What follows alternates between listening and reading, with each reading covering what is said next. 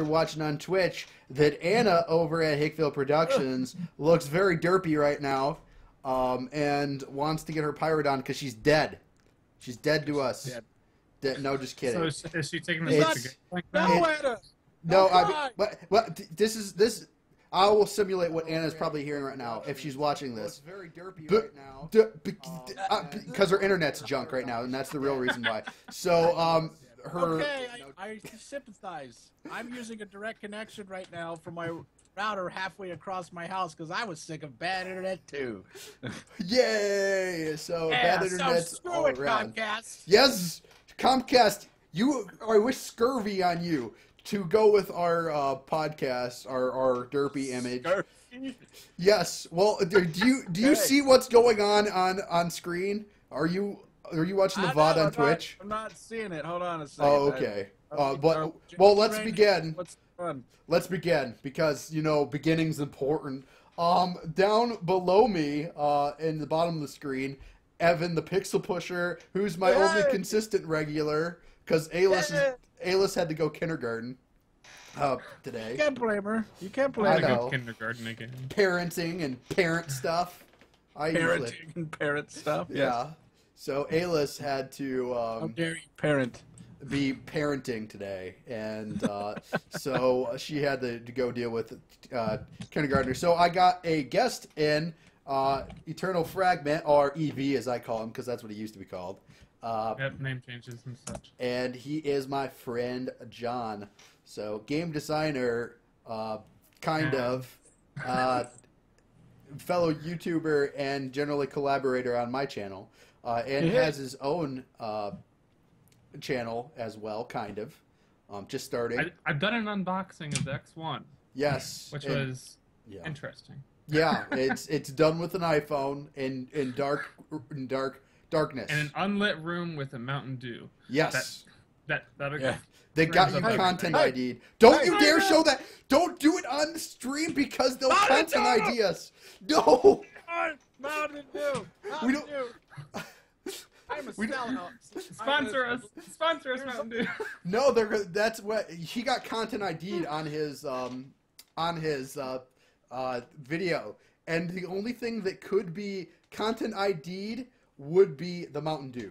So the Baja Blast. The first time I had ever drank Baja Blast, I just was drinking it while unboxing. I'm like, oh, this will be a good pun, haha, Mountain Dew while you're playing Xbox. And go figure, I put it up there, and 2 minutes later, bam. Can't monetize, and it's got content ID. They won't tell me what. They just said something's copywritten. Yeah.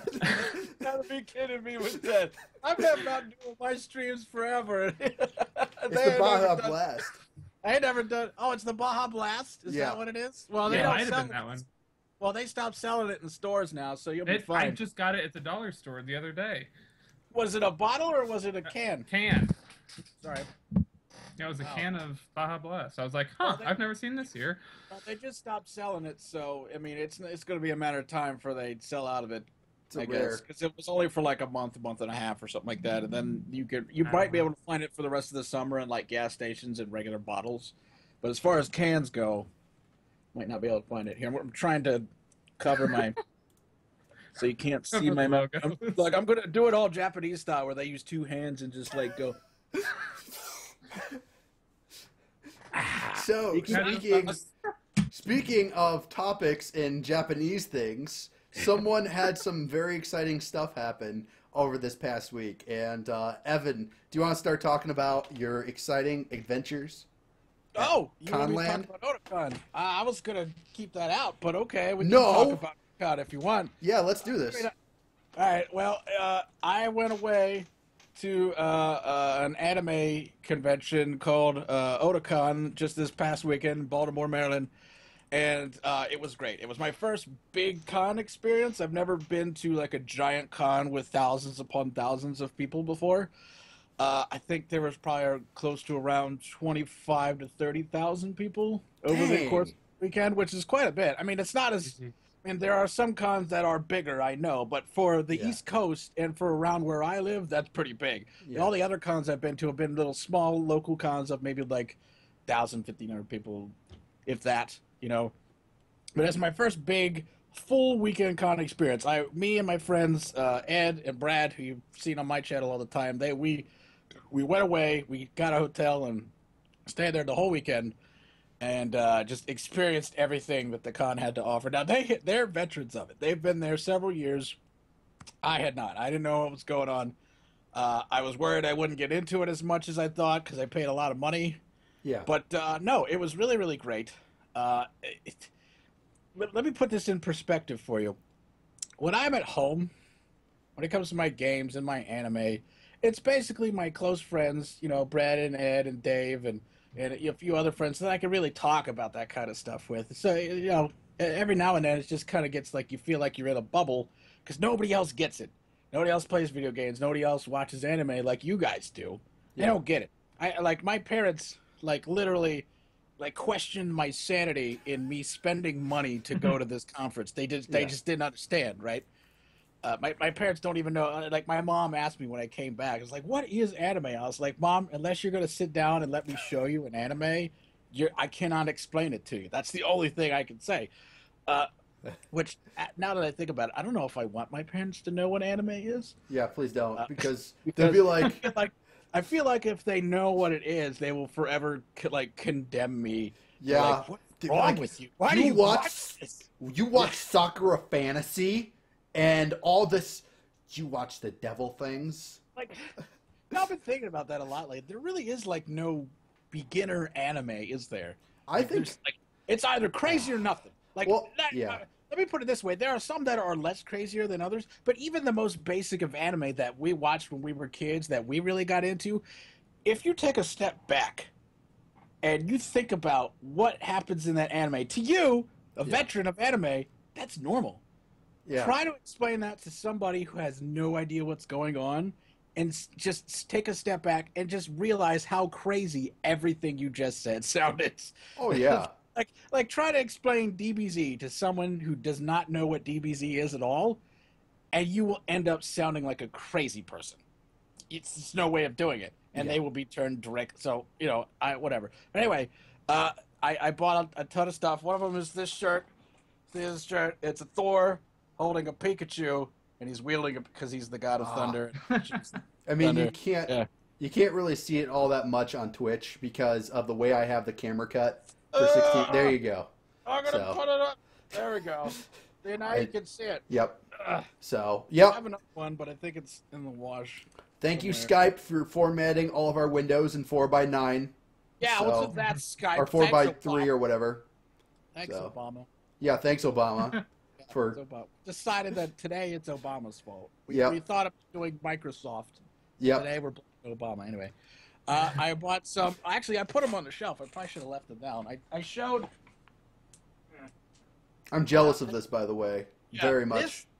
I'm surprised that there weren't more people at the con selling these. There was only one booth that was selling these, and that was custom made and custom painted amiibos. So I got a Fierce Deity Link right there. I don't know if you could see it in there. They even changed up the sword and things like that. Man, those are high quality too. Well, the painted ones are the custom. His Twitter has a better picture if you guys want to check it out on there. Yeah, But I also got this one. This is a Jet Set Sonic amiibo. It's so awesome. Yeah, some of the custom things you could tell it was made with a clay or something like that. I didn't really ask what it's made of. They don't really. They do some actual custom ones. I probably should have given you a picture. The one that I originally wanted, that was a Sonic, is they actually have a Sonic amiibo. If you know who Sonic is, that really derpy looking Sonic that you could meme that you could see on the internet. It looks like it was drawn by a 5-year-old. They literally have, they took the Sonic amiibo off of his base and made a clay Sonic and put it on top. And they reboxed it and put it on there. And it was really, really cool. Actually, you know what? Look, just a disclaimer, they have not paid me to advertise them at all, but I'm going to anyway, because anybody else who likes Amiibo stuff, look up all the apples on Etsy. You will find their stuff. They do custom jewelry, figures, sculptures, Amiibo, all that sorts of stuff. You could do that. In fact, I don't know if you can see it. You can kind of see the Sonic thing that they got there. Oh, yeah. It's just, I know it's really blurry, but I wanted to buy that. I saw that on their business card. I was like, what? I want that. And she's like, nah, we only had like 4 at the con and we sold. I was like, no. Why would you bring 4 of that to an anime con? Well, they had tons of other amiibos. They even had some rare ones. They actually had a custom painted villager amiibo that was made to look like the girl one. Because, you know, the amiibo that they have is only the boy amiibo. They had a girl one. And they also had a custom painted Shulk, which is hard to get. Yeah. Shulk in general is just hard to get. But actually, one thing I didn't mention earlier, the cool thing about these are when they repackage them, because they are repackaged. They take the box, they put their own custom art on it, then they sort of rebox it around it. But they took the foil off of the bottom of these when they reboxed it, so I could actually use this in the box if I wanted to. Oh. So I could just keep it in the box. Yeah. That's really pretty awesome. Yeah, so I could use that in the box if I want to. But yeah, so that was the thing. Let's see. There's tons of cool panels. We went to the game theory panel. I got signatures. Let's see. I went to a panel that taught me how to be a samurai.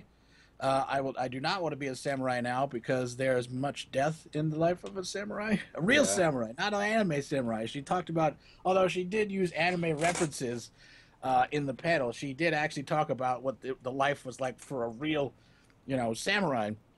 It's very hard. You start when you're like 5. That's like a Spartan. And you're, pretty much. It's like a Japanese Spartan is pretty much what a samurai is. You start when you're young. They train you till a certain age, and then they take you away from your parents, and then you live on this castle, and you serve this lord, and then you join a clan after you're done, and you have to graduate from this like academy thing, because if you don't, it like brings dishonor upon your whole family or something like that. I have some footage. I got over 40 gigs of video and pictures from this weekend. I vlogged the whole thing. It's not up yet because, again, I came straight home from the con, and then the next day I went straight to work for like 4 days, which kind of sucked. So I haven't had hardly any time to, I just started organizing some of my stuff today. So hopefully I'll start working on it this weekend, and I'll start having them out, plus a few other types of videos and things like that. But yeah, so that was Otakon. It was great. Totally going to go back. Now I want to go to more cons, and I'm still sort of very depressed because I didn't want to leave ever.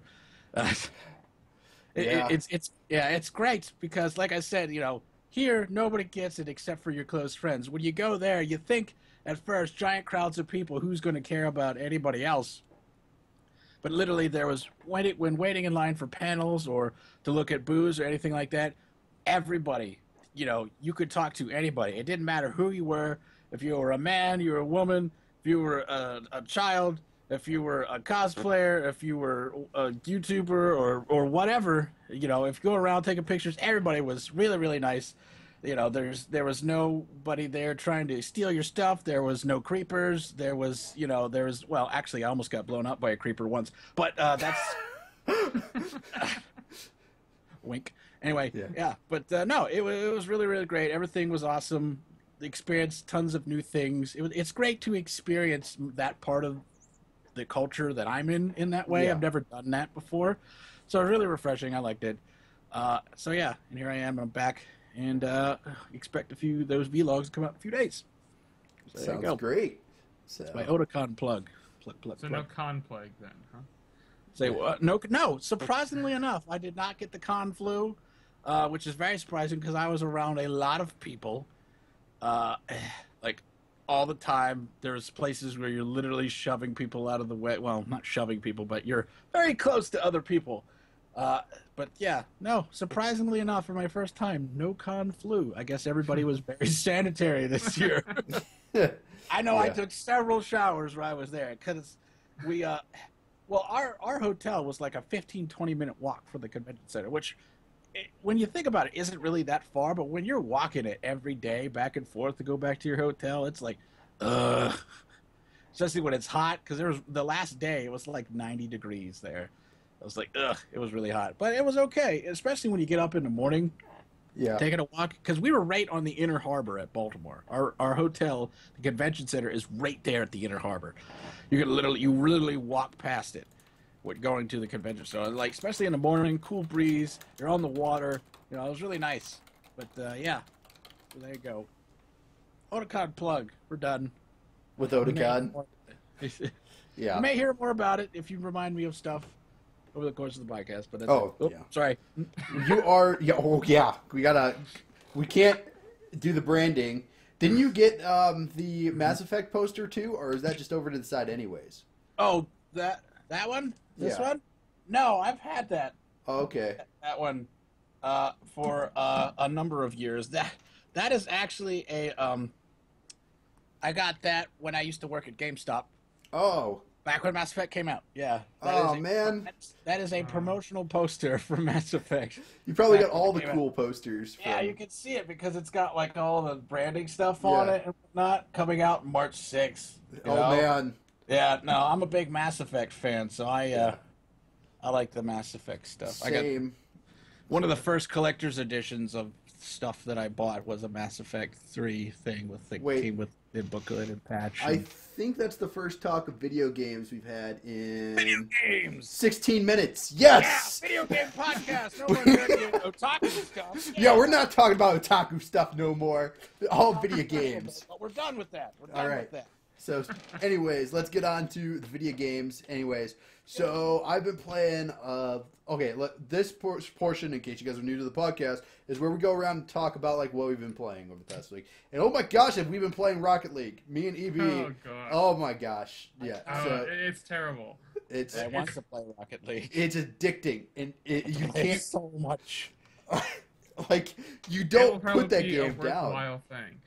For the first part, before I got it, I was like, okay, this is going to be something that'll pass in about 2 weeks, 3 weeks. It's going to be dead.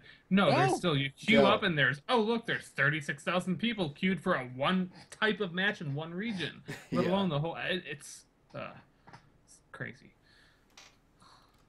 Yeah, it's, I've done that for a lot of games lately. I really do want to get Rocket League, but I spent some money at the con. I don't want to spend too much more money. So I'm waiting till I get paid, and then I will get Rocket League. But yeah, I've been doing that a lot lately because I notice sometimes when you go to like Twitch or like the internet and stuff like that, when you look at like, oh yeah, everybody's playing this game, everybody's loving this game, and then it ends up next week it's just that was the game, the flavor of the week, and now everybody's moving on to something else. You just you like wasted 15, 20, maybe even $60 on a game that now nobody's going to want to play anymore. Yeah, and that's how Rocket I felt. League has done it. Yeah. But I think we're actually going to see actual leagues, and dare I say MLG is going to be, or just a league. Like, I believe it's going to be a pro gaming thing, just because it's so fun to watch and fun to play. So, it is very fun to watch. I've watched a lot of people play that, and it's great. I love it. Yeah. And especially on the games that are so close, you're just sitting there watching somebody on YouTube, and you're like, you're on the edge of this. And you're just making motions and talking like that. You don't speak English for about 10 minutes while you're just grunting. Yeah. And then all of a sudden, it's the same way when you're playing the game. You have that same edge of the seat experience, running up to the goal, and then you jump and you boost, and no, somebody hit it, or your teammate hits it in front of you, and you just want to reach the screen, and or your teammate freaking blocks your shot. Oh my gosh. It takes the same principle of the sports in general and translates that feeling extremely well into a video game front. Yeah. It really does. Yeah, it honestly does feel like playing soccer, and I don't like it's very much like that competitive thing that I miss of just like arcade, and it's one of those things where I'm just like, I got 5 minutes, I'm good for a match. And I'll log in, and then like 5 matches later, I'm like, darn it, I need to play other games to do the reviews for them. And I think that's the best thing about it is that you can like the games are so short. It's more like it has a very arcadey feel to it. Yeah. And I think that's really what people like. And I think that's why a lot of people like games like Call of Duty, because the matches are oftentimes very, very short. You can go and play a match or two. Then you're done, you can go off and do something else while you're waiting. It's one of those games that people play on their off time or when they're waiting for something else or something like that. Rocket League, not only is it very entertaining and fun, very team-based, but at the same time it's also, like 3-minute matches? 4-minute matches? 5-minute matches? Okay. Yeah. But yeah, so I think that's one of the major things about it is that people just, like that sort of aspect of it, really. And it's extremely polished. It's extremely easy just to pick it up with your controller and just go. Besides when it crashes. Which I haven't experienced any crashes. I've experienced a ghost cars. Yeah, ghost cars. Yeah, it's so polished that I got crashes on one end. You have ghost cars on yours. Sorry. But I think they've identified them, and I think they're patching it, but I'm not sure. Yeah, it'll be fixed. I'm sure. Yeah, Evan, it's really worth it. I mean, I was skeptical. I'm like $20 for an arcade game. But I'm like, I'll probably play this even after Halo 5 comes out. And if you know how big I am in the Halo, that's gonna be my life for like. It's going to be a couple of days. Couple of days. That's all that's going to be on the channel. I'll be like, nope, you're not getting your variety stuff. You're not getting different Let's Plays every day. Right, you're going to get Halo 5 for 2 weeks on Legendary. So that's going to be the whole crazy. game. So either that or I just publish the whole thing as I play it. So. But yeah, November is going to be a busy month for a lot of people. Speaking of things today that have to do with video game consoles as opposed to PC, I'll stick to news to later. So that was going to be a good segue, but we're not segueing yet. So John, you're the only person out of us who's gotten his hands on and played at any length an Xbox One. As a PC gamer, kind of looking at the console, how would you actually think your purchase was? Was it worth buying a console, even though you have a ridiculously good rig?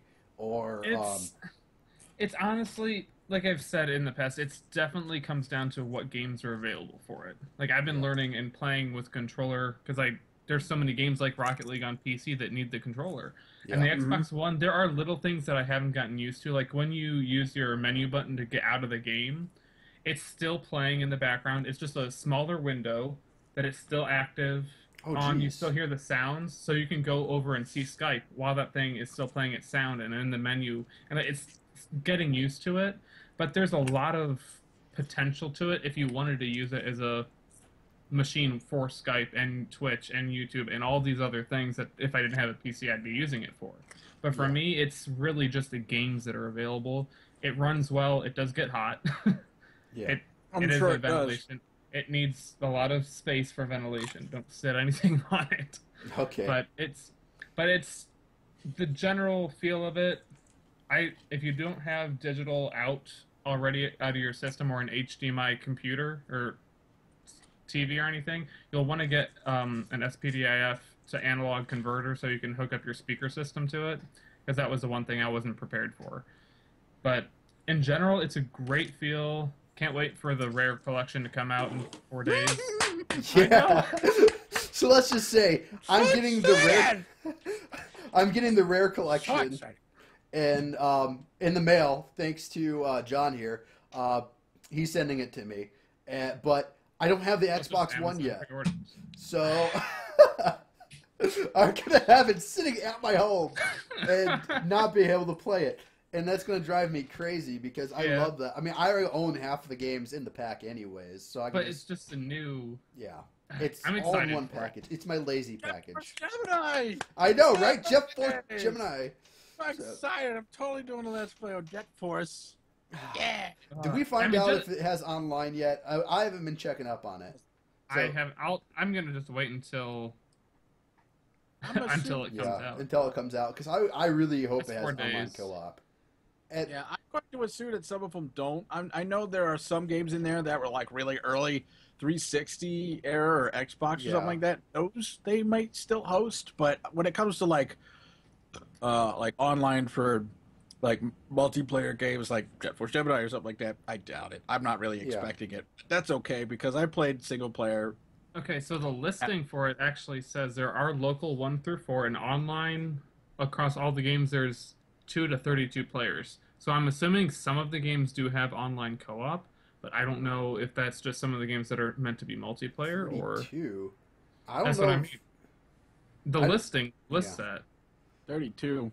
I mean, like, the only games that would be on there was it like I know Perfect Dark, probably was it Banjo-Kazooie Nuts and Bolts? I think was on there, wasn't it? Nuts and But Bolts. that's 4-player co-op. That's, that's a game that is example of a game that they would still sort of host servers for people to play. Yeah. But like, 32. To what the Reddits. Let's see. What? That's what I'm saying. Like Perfect Dark is 16. No, it's just 4-player. That's well, that's what it's how balanced many around. Perfect Darks are they doing? Are they doing like the 360 one? Or are they just doing? Because I know the. Let me just look up the list. They're doing the 2000 Perfect Dark, and Perfect Dark Zero from 2005. Okay, so yeah, that's the X. Isn't that the Xbox one? 360. 360. Yeah. Enter my birthday to continue. It looks like they're not going to be adding multiplayer to stuff that didn't have it originally, like online multiplayer. Well, here's the thing. Battletoads had a Xbox Live port that you could do online.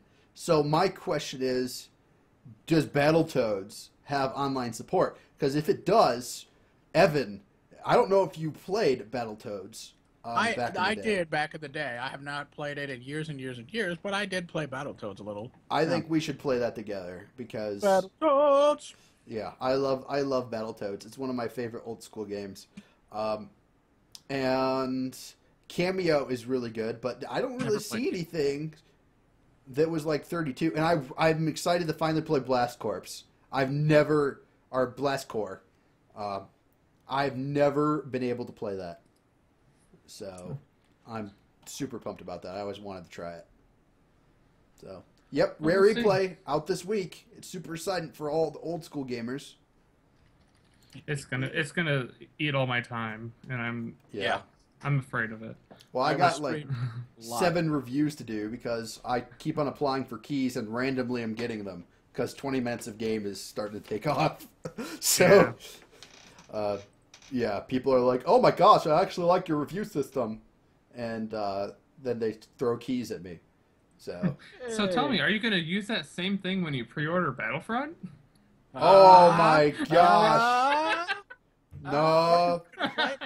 Because right now I'm not even touching that piece. No, we are. No, we're going to talk about it today because EA has had the gall to post that Battlefront pre-orders are strong.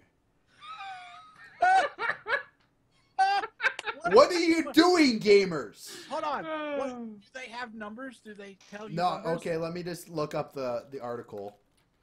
I want to know. Or maybe they made a score creation and just called it Battlefront. I don't think they're gonna. I don't think they're going to tell us, but because EA never releases sales charts. Yeah, because you can't. They're strong. What does does that strong even mean? Better than they expected, meaning like 2 reserves instead of the 1? Well, I think it's more like they're. Oh no, it's extremely strong. Yes, I'm sorry. Strong pre-orders. Extremely. Oh. Yeah. That is a targeted marketing ploy to get you to feel better about pre-ordering a game that nobody wants now. Well, and that's the thing is they're like, we're gonna the TL-34 I believe is Han Solo's blaster, and they're like, we're gonna hold the holdout blaster for pre-orders, and you're gonna get a map pack early. And as a content creator, I'm like, well, if I'm gonna get the game, and I'm not going to get the game, even though this is gonna be the first Star Wars games I won't buy. And if you know anything about Captain Chris here, you're like, who? What? Like, how did they do that? So mad. A super Star Wars nerd who has read every expanded universe book, read every comic, read everything, is not going to buy your game that's based in the Star Wars universe, where I can fanboy over Luke Skywalker taking on Darth Vader and Jedi in his Return of the Jedi robe on the Hoth battle. Nope. Just you're doing something wrong, eBay. And I wish I could swear on my own podcast. eBay's doing it wrong. But Angry Joe's catchphrase applies here. So, just saying. Doing it wrong. You're doing it wrong. Guys, you are just... Ugh. Guys, Oh, do you gosh. not realize this game has had a 14-month development cycle? Do you know how long that is in the game industry? This is why your game sucks. I know, and people are like, every person who has played it has been like, well, it's an okay FPS, but yeah, it just sucks because even the power... Okay, let me just talk about the structure of multiplayer. You don't have anti-vehicle classes. You don't have classes anymore, right? What you do to unlock classes is there are power-ups strewn about the map. They're randomized Mario Kart style. Mario Kart, it's fun to get random power-ups and whatnot. You're like, screw it. Racing. You're racing. Not fun in an FPS where your class defines who you are, and you have to pick up boxes pretty much to define that are not... Dumbest thing. Yeah, to define which class you are. Thing. And It takes all strategy. No, even better. You need to pick up the pilot box to even pilot a vehicle. So you need to randomly run out in the RNG field. determines whether or not vehicles are used. Exactly. So your team could get completely abandoned by not rolling a pilot's box, over and over and over again on a pilot-based map. Or, you know what? That's the perfect... pilots on rails? Yeah, the piloting section's all on rails. Besides the small aircraft type thing, but the controls are bad. Like, they're not even good. Right. Yeah, Jesse Cox is like, this is the worst controls ever. And I trust Jesse on that because he's an Ace Combat fan.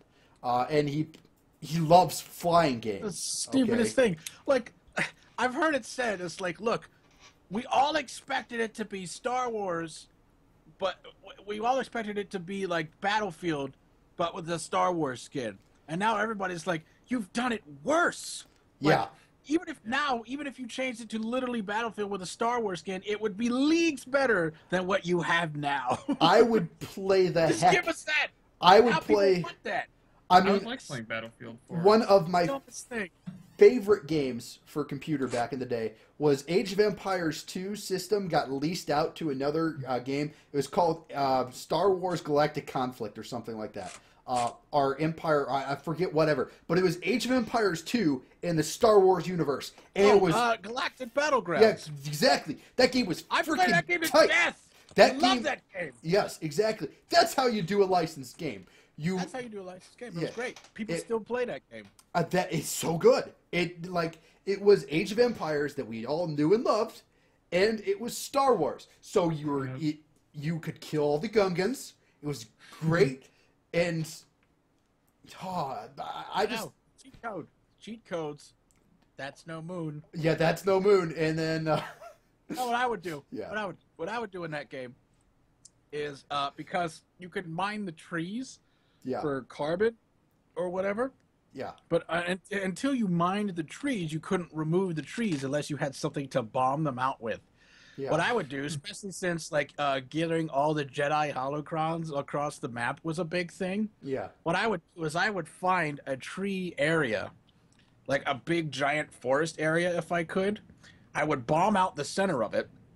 I would put anti-air all the way around it because you can't get foot soldiers through it for some reason. Yeah. I don't know why. And then I would put a Jedi temple and maybe like a little troop barracks right there in the middle of all these trees so nobody could get in by air and I could just hide all of my holocrons in there. That's a and they couldn't pretty win. ridiculous Nobody strategy. could win. It was a dick move, but it was fun. Love that. I was one of those guys that I played very heavily defense until I got this massive army Yeah, and then just annihilated you. Yeah. That's how I play RTS as well. Doesn't work in today's StarCraft player. Or just the general, if you play online, it's so much different than what it was back in the day, where everything is Zerg Rush or you have to pretty much be within 10 seconds of a build. See, I don't even you play StarCraft. That's not. Yeah. It's too fast for me now. I Yeah. like the slow gameplay of it. Yeah, me too. The planning out your moves and granted you could play it the same. You could play Battlegrounds the same way, if you really wanted to. Yeah. But I wasn't that guy. I like to sit there and I like to just like poke at my enemy until I had this massive army just to keep them back, and then just annihilated them. It was great. I had like I had a 3-tiered wall with like troops, like troops patrolling around it. Turrets every other point in the wall when I could afford it. Like, by the time you made it through all 3 of my walls, half of your army was gone, and the army inside of it would take care of the rest. You could not get into my base at all. It was great. I love old school RTS. I know. That and Command and Conquer. You ever played Command and Conquer? Oh, yeah. I played a lot of Command and Conquer, especially Generals. I played Red Alert 2 way more than I played Generals, but I love Generals now. Like, I still play Generals. So I played the original Command and Conquer. I played Tiberian Sun. I played Red Alert, and I played Generals. I think there's another one. There's several Command and Conquer games. Yeah. But then I played Generals a lot. What I like to do with in Generals was I like to what was the faction that was essentially the terrorists? In general, but I know who you're talking about. The ones that could like repossess damaged vehicles. Well, you can repossess damaged vehicles. You can create little tunnels to come out different places, and you could also create camouflaged vehicles. Yeah. That was such a jerk faction. I always played as Chinese because I would just like blow the heck out of everything on the map. Like that's what I loved about every faction was so different in there. Like out of all 3 factions, you had every archetype that you could play. So I loved it. So yeah, good old games we're talking about this today. We're all old school. Yeah, I know. Retros, RTS, Battlegrounds, also screw EA. So there you go. That's today. Back into the screw EA mode. I think I've always found it weird that they decided to actually go and switch up. Battlefield may be their strongest franchise, and I know it doesn't sell as well as Call of Duty, but it still moves units. We'll put Star Wars on it, and it will actually become good. And then people will criticize it as being like, this is just Star Wars or Battlefield with Star Wars over it. And then when the next Battlefield comes out, everyone will remember, oh wait, I like Battlefield. I'm going to play the new Battlefield. Yeah. Free marketing. Yeah, you take the hit on your Star Wars franchise, but I'll be honest, we fanboys are going to be fickle anyways. We're going to hate on you no matter what you do. So take the hit, promote your own franchise, do the safe bet, and put out a good game. That's all you had to do. Wait. You're saying EA put out a good game? Battlefield is a legitimately good game. It is a Battlefield is fun. I didn't play 4. I didn't play Hardline. The last Battlefield game I really played a ton and really got into and loved was 3. Yeah. I played that one to death, but I will say, look, next year at E3, if they announce, I have heard rumors, just rumors, nothing has been confirmed, but if they come out next year, be like, look, we're taking a little break from Battlefield, normal Battlefield for a second, and we're going to be creating Bad Company 3. Yes, please. Bad Company 3. Please. Oh, yes. Bad Company is so much better than regular Battlefield. Yes. They don't take themselves seriously at all, and it was like, why don't you do this? Like, everyone loved Bad Company. There's not one person I have met that did not like Bad Company. Right. Bad Company. Yeah, and that's the thing. That's the past 2 Battlefield games.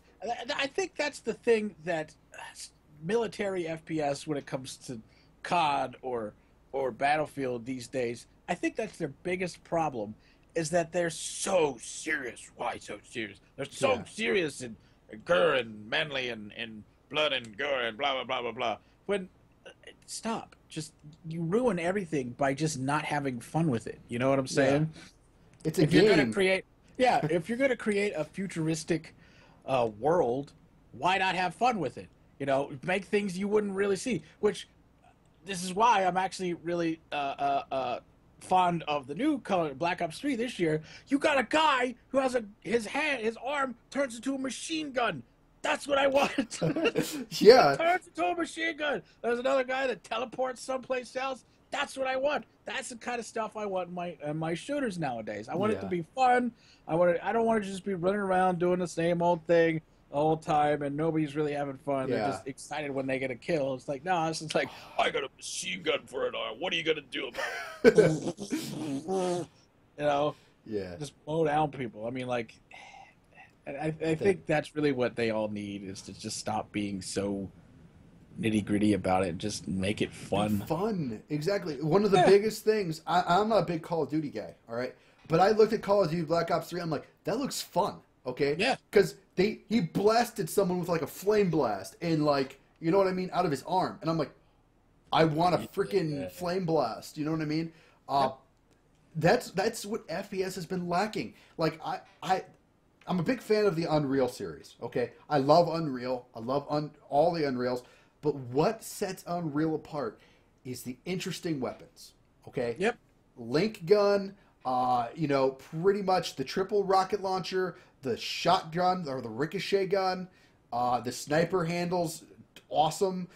Everything in that game, they focus on making the guns fun to use. And that is half the battle.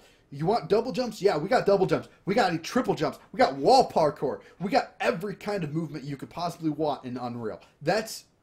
Unreal is all about fun, and they know what they're doing.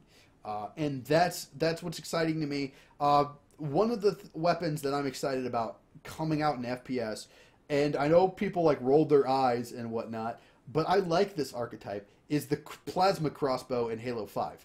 I'm super pumped to sticky someone from like way across the map with a plasma crossbow.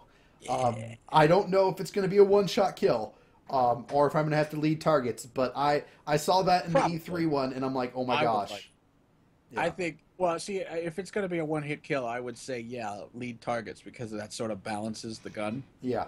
It's basically, it's the crossbow with the explosive tip from COD. That's basically But being a sticky launcher, it's still really fun. And I think you're right. And I think that's why a lot of people still like Halo. It's because Halo's got a great mixture of standard weapons, energy weapons, explosive weapons, rocket launchers, things that bounce all over the place, sticky grenades, all that sorts of stuff. And it makes it really, really fun. Yep. You should play with me when I got the sticky launcher. You haven't played Halo with me, either of you, but I am a complete jerk with the sticky launcher. You want that hog? I'll stick it, and then when I see it on radar that it's moving, boom! So, love the sticky launcher. Yeah. Now, you guys, next time we have a game night, it'd be great to have you guys play some Warthog Wars. That would be fun. Oh, yeah. Check out his game type. He has Crazy King, okay? But he mounts the point on a Warthog. Mongoose. So, yeah, a mongoose. So you have to be on the mongoose to be scoring points, and isn't it all rocket launchers, right? What happens is it's a King of the Hill game type where, of course, like we said, the mongoose is the hill, and you to basically, but all the vehicles are sort of indestructible in this sense, and the way you chase them around, you sort of really have to play it. Sort of somewhat of on an honor system, but technically it's been created. The best way to do it is to chase them down in rocket hogs. Yeah, and it's a team based play, or you could do it just by regular, just be like a free for all type gameplay, where everybody's trying to get points. But what you do is one team gets on the mongoose, or just one team's, one person from a separate team gets on the mongoose. They drive around. As long as they're driving around, they get points for the hill.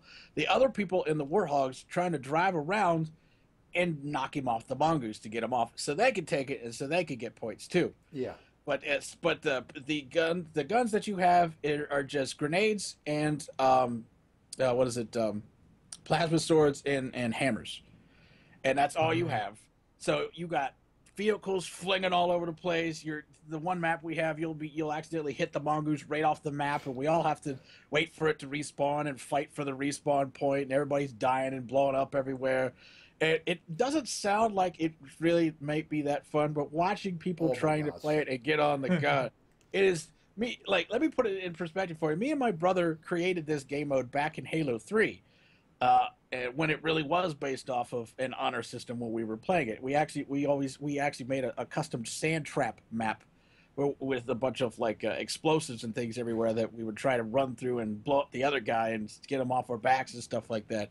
And it's carried over from 3 to Reach to number 4. We've had it in every game, every Halo game since we've had it. It's a really great party game mode. I do have a video on it. I could link it if anybody wants to watch it. But yeah, it's great. It's really super fun. And yeah, there you go. I'm really pumped about that and being able to play it over live. So super pumped about that.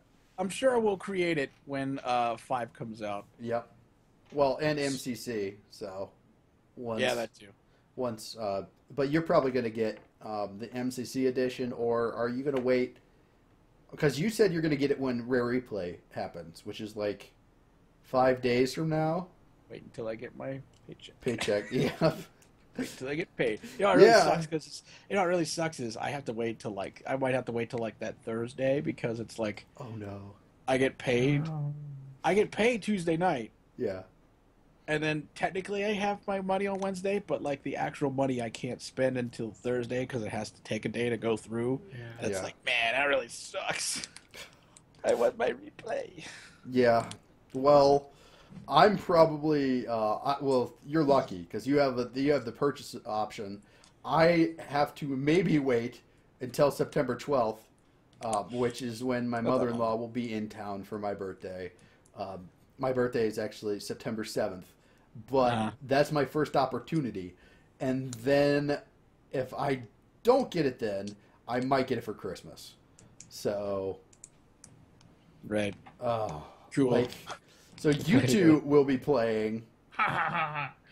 We'll stream together and be like, ha ha, Chris is in here. Yeah, I know, watch right? Us, Chris. Hey, come watch us on Twitch. We're playing stuff. One of my other friends, about it.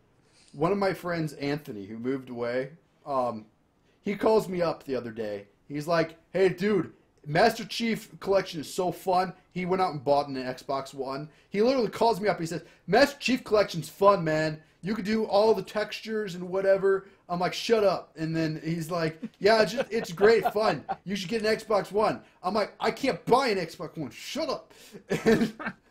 And then that was the whole conversation. And then he hung up. I'm like, you just called me. He was trolling you, dude. He was so trolling you, dude. I know, right? And then, well, it was just a dumb thing. Because he's like, oh, I didn't have the money to buy an Xbox One, so I released it from errands. I'm like, you are a retard. Okay? Like, no.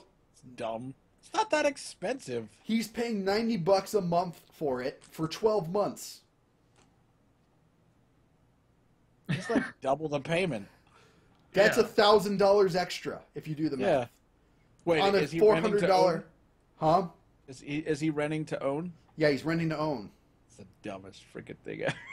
You never do that kind of stuff. He unless doesn't. You're just renting it. Unless you're just renting it for a while. Don't rent to own because they charge you up the wazoo for that. Well, That's the stupidest thing. I think he got like I got it on Amazon. Yeah. Because you can apply for finance Amazon it. Store card. Yeah. You get 6 months financing on it. So it's the same thing. You could just pay $90 for 4 months and then you'd be set. Yep. Yeah. I think that's right. Yeah, 4 months. Wait for another 5 months to get the terabyte model. You'll be good to go. Yeah. Or Actually, wait. I think I will be getting the terabyte model. I don't know. like I don't think so. Well, I grabbed the terabyte. Well, for me, the externals work. So what's the use in a terabyte? So well, the thing is, like, I installed Assassin's Creed Black Flag and Master Chief Collection, and I'm at 13 or 14% of game storage already, just with those two things. That is so jank. So I'm like, I'm gonna have a year's worth or more of the Xbox Live free games to install. I don't know. Yeah, but for me, I would just leave them tied to my account and uninstall. And then, of course, all the digital 360 things that you've missed are going to be downloads to your system as well. Yeah. So, yep, that storage space is a definite negative. Yeah, but right the now. 360 games aren't as big. Oh, they're good. Depending Gears on the 3 game is you're playing. 15 is 18 gigs, I believe. What is? Gears 3, because I have that downloaded. 15? Nah. Yeah, 15. Nah. I'm pretty sure with all the map packs and whatnot, Halo 4. All the map packs. Halo 4 itself is like 18 to 19 gigs mandatory. Yeah. But I mean that's an MCC anyways. But you know what I mean? Like there were some games on Xbox that just had patches that were huge and that were mandatory. Nah, So it's not that much. Now you're making me look it up. That sounds way too much. Hi, Drunk Uncle. How you doing? welcome to the stream. Yeah, we acknowledge our viewers. Hey. Besides, if you say weird things like "show me your feet" in chat, that's just kind of weird. What was with that guy? Yeah, I don't understand. But I was like, I that's not the creepy kind of things I won't even acknowledge that. I mean, I'll do it in chat on the side, but you know, not going to interrupt for that. I can't lift it that high. Yeah, not that flexible anymore. Doesn't work. Yeah, but I wanted to talk about, and this we might rant on for a while, so I'll start this topic in the news. Hey, ranting. Yeah, I know, right? That's kind of what we do here.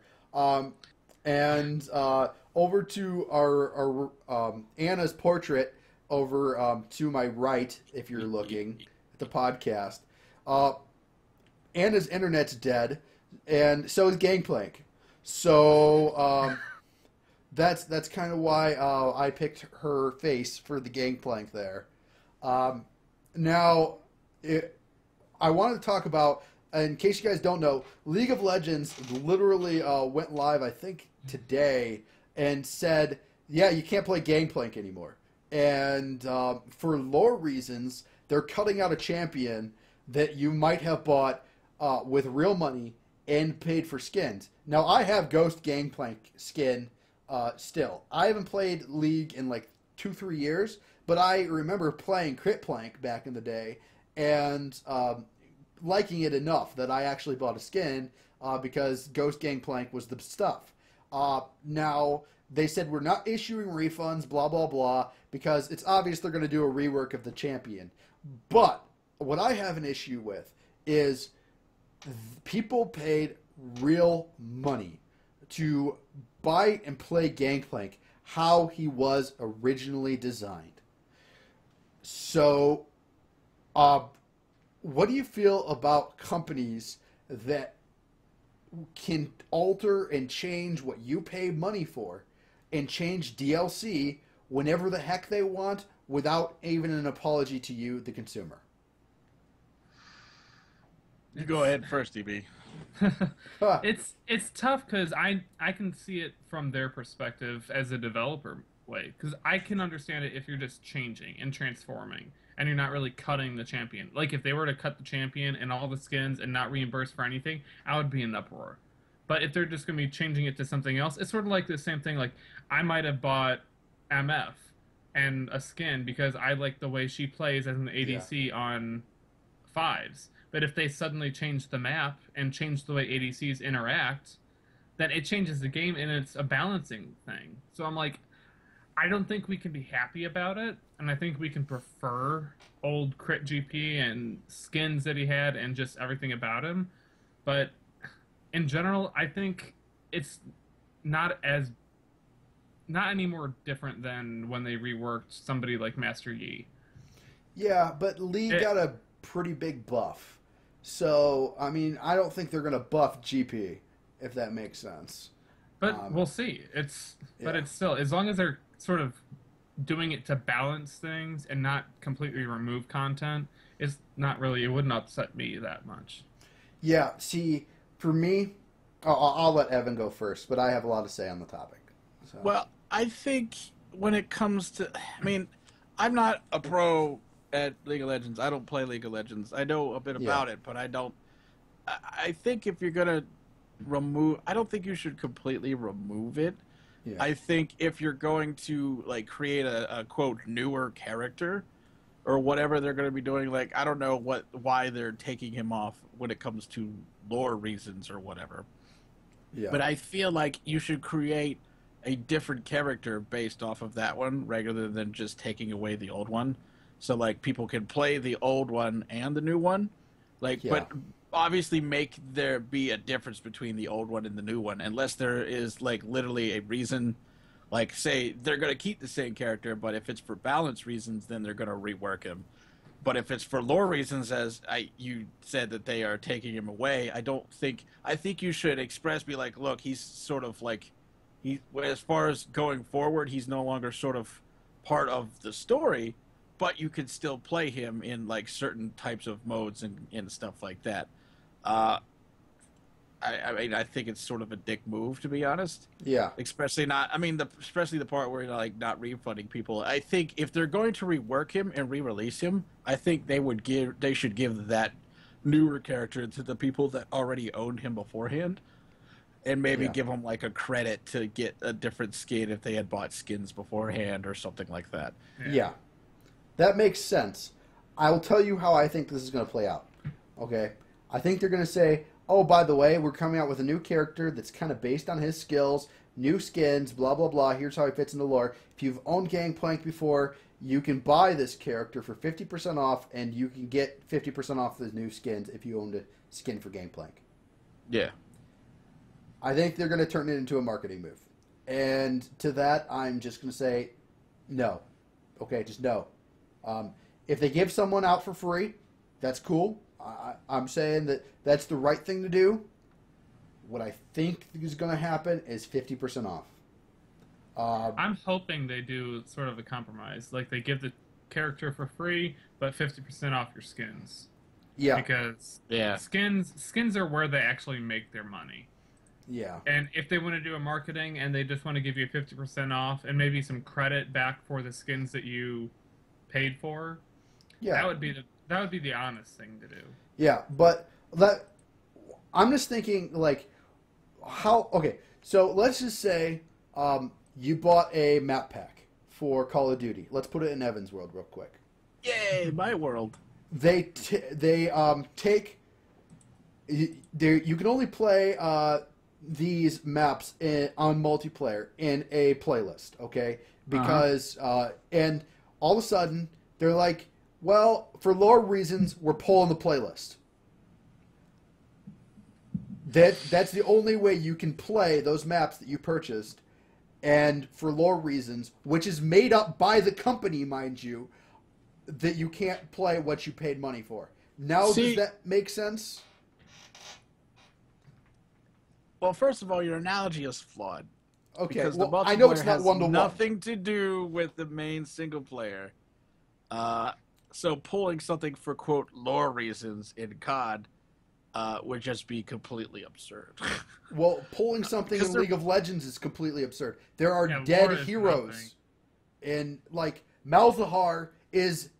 no offense. Okay, you're not a big League player, okay?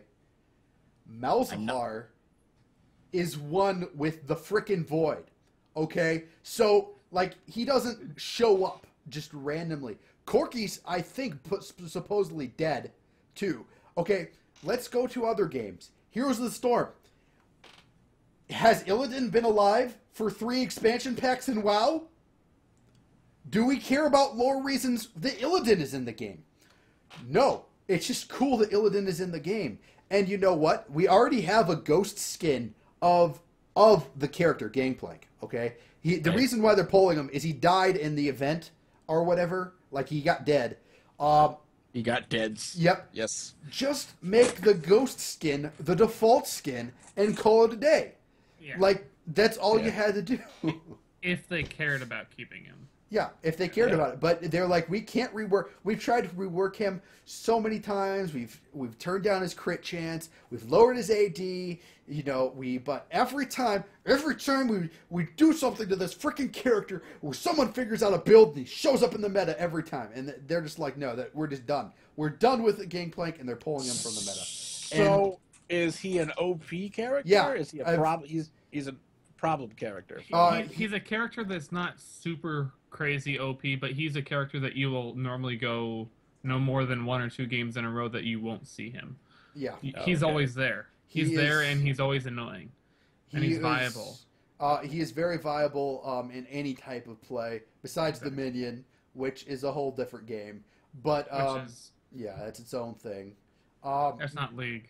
It is. I play Dominion more than I do regular League, but that's because I go boom boom blitzcrank and own people with attack speed and just AD. So as blitzcrank, mind you, so I pretty much play him like Stitches in League of Legends, or not, but Heroes of the Storm. But I'm just trying to say this is unprecedented in a game where the developer will remove content just because. Okay, I get it. Like balancing needs to happen. Like the akimbos, double akimbo in Call of Duty Black Ops 2, I think. When was double akimbo shotguns in Black? Or was it just Black Ops?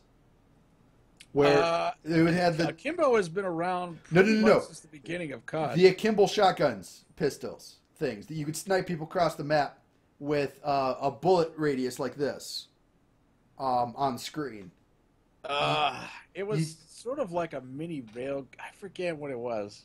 But you could hold them akimbo. Like a mini rail gun, yeah. And like it would be like boom kill, boom kill, boom kill, and that makes sense. The balancing for that is you cannot aim with those. The akimbo does not allow you to go in and aim. But you're always aiming at the hip, and especially with those bullets fly anywhere across the map. Even when you're going across there, you have to get super duper close to anybody to even hit in their general area. You used to not to. It would literally take out a rocket launcher range on your screen. I'm not kidding. Like this is the reticule at any distance across the map, and that had to be nerfed. Okay, I get that. All right. That was OP back in the day in Call of Duty, and if you played Call of Duty way back, you'll know what I'm talking about. And I never akimboed much with shotgun. Yeah, it was ridiculous. So that being said, I can understand when things get hard nerfed. I can understand when characters get reworked. But what I don't get is, I don't get why things are removed. Okay. I guess I'm like.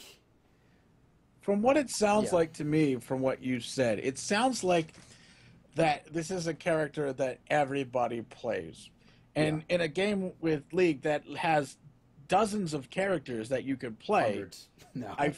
What? Yeah. It's over 100 now. At least. That's over 100 characters that you could play. I feel like it is sort of. It sounds like a dick move now, but I feel like it's sort of a move from the developer to be like, okay, stop playing him. We have hundreds of other characters you could play.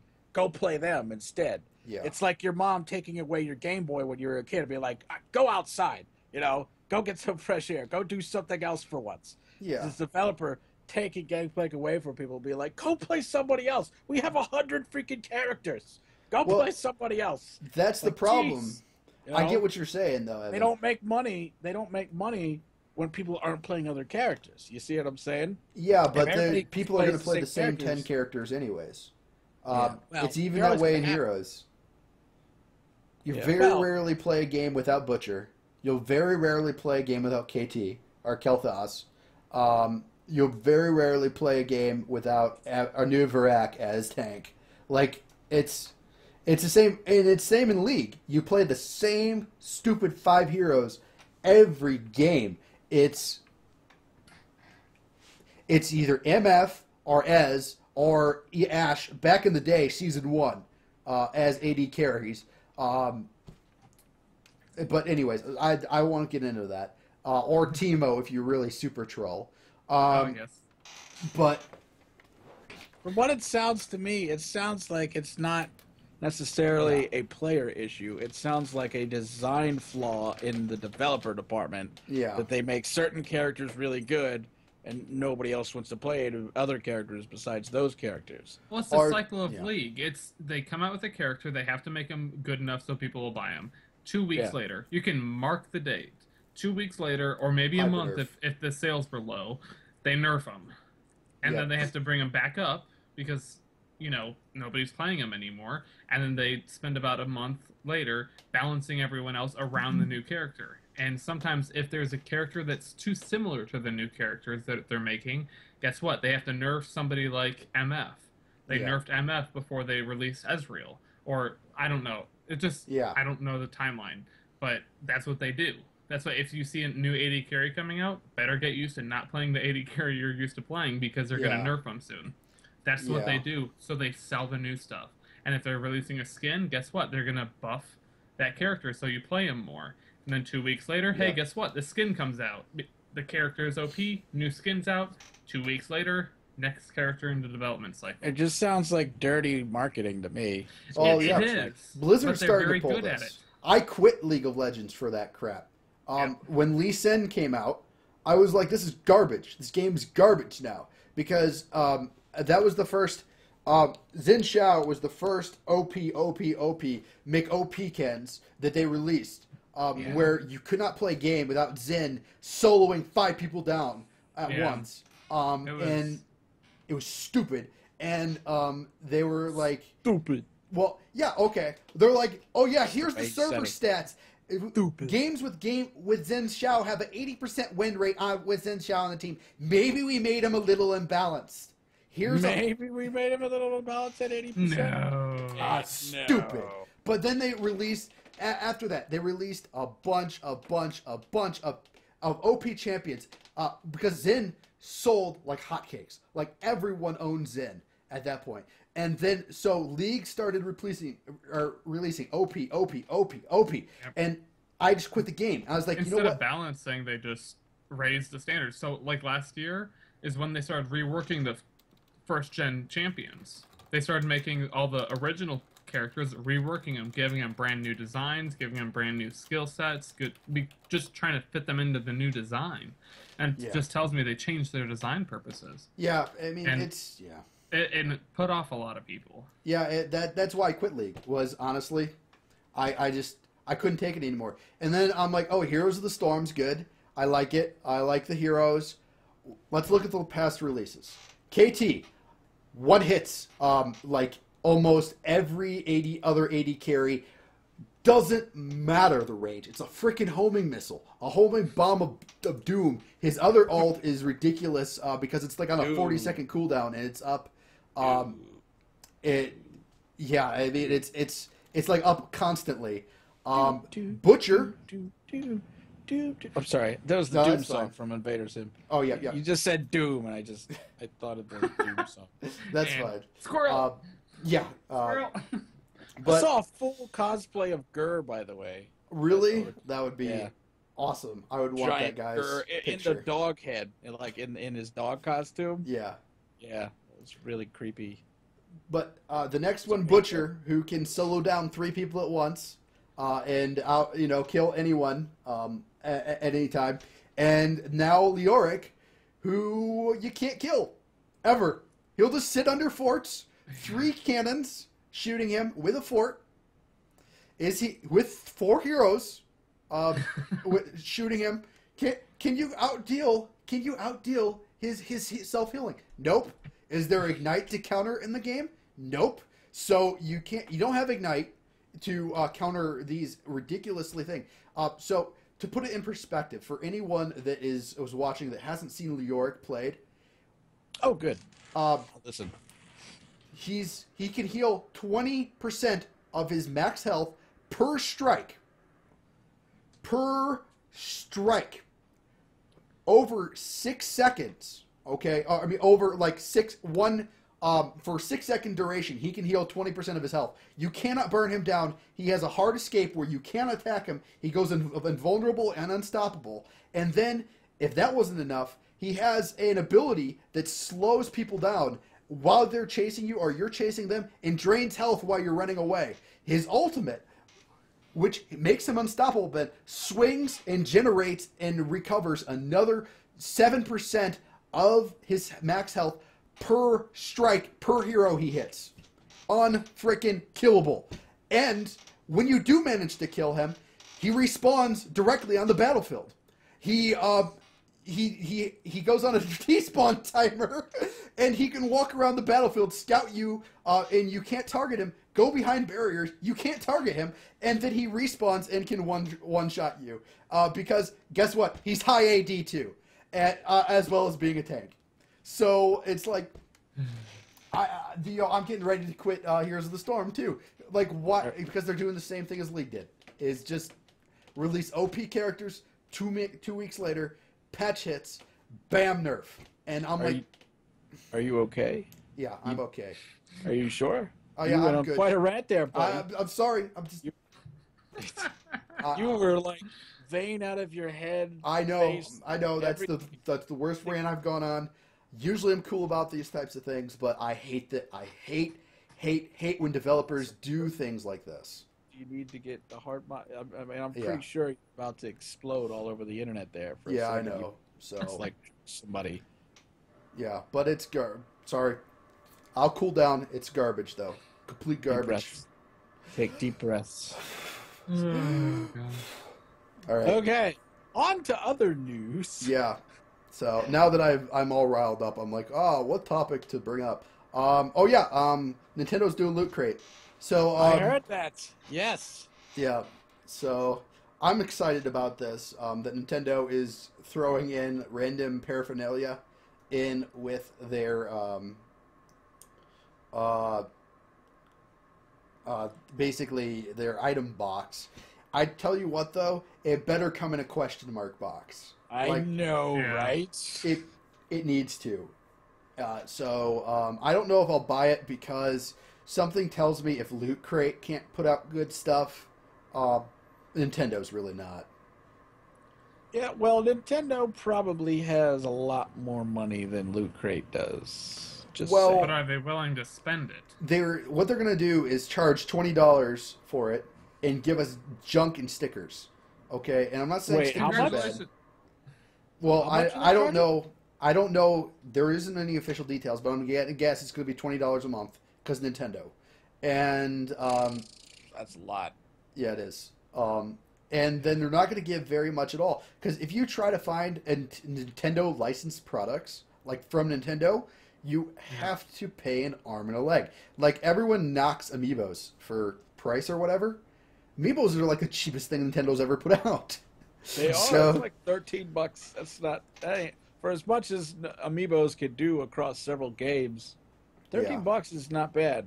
Yeah, well, I mean, I could see a couple things that they might put out, like a small bag of Mario coins, just plastic little Mario coins, and then a small cheap little thing that looks like it was put together by your mother-in-law that it's stitched together and it's a Pikachu, and you could make it better by buying cotton balls and dyeing them yellow. Yeah. I mean, that's what I'm afraid I'm gonna get if I were to buy a Nintendo thing.